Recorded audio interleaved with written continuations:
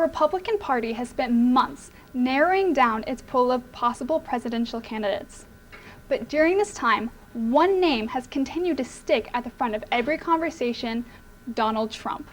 But just what makes Donald Trump so attractive to the public? I would definitely not vote for Donald Trump. It honestly scares me that there are people in this world that would vote for Donald Trump. I believe that more radical candidates like Donald Trump represent a poor trend in American politics. While the majority of people we interviewed voiced that they would not vote for Donald Trump. No, never. I would not vote for Donald Trump. I would not vote for Donald Trump. There were a few who strongly disagreed.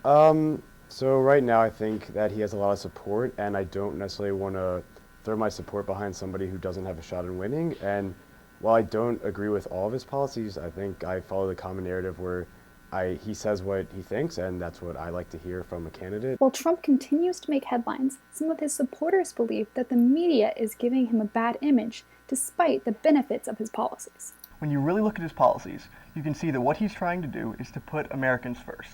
We need to stop apologizing for being Americans.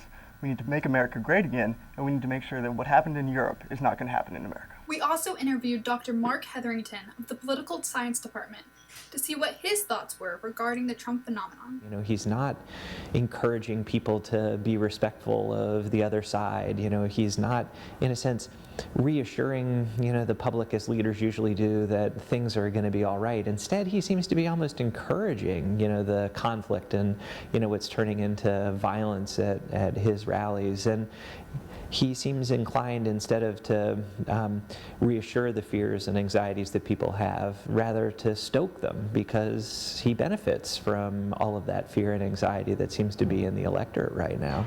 While this is appealing to some, for other Vanderbilt students, he's lost their vote. He's very sexist and has no political background, and I don't agree with most of his policies, such as building a wall in Mexico or anything he says about foreign policy, including saying he would bomb the families of terrorists before realizing that was a, what do they call it, a war act, actually.